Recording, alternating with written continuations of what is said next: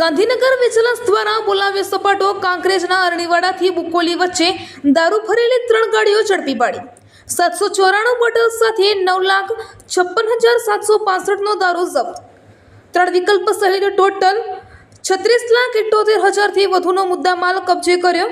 ડીસા તાલુકાના મુડેડાથી કાંકરેજ તાલુકાના અરણીવાડા બુકોલી પાસેથી સ્ટેટ મોનિટરિંગ સેલ દ્વારા 3 વિદેશી દારૂનો જથ્થો ભરીને જતી ગાડીઓમાંથી મોટી માત્રામાં વિદેશી દારૂનો જથ્થો જપ્ત કરી 4 ઇસમોની અટકાયત કરી કાયદેસરની કાર્યવાહી હાથ ધરવામાં આવી।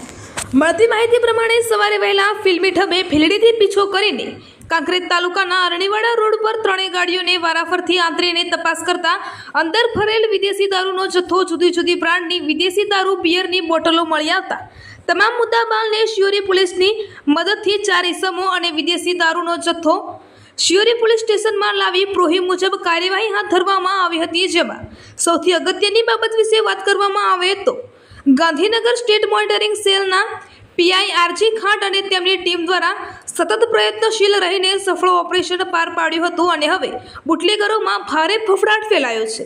અહેવાલ રામજીભાઈ રાયગોર, કાંકરેજ, બનાસકાંઠા।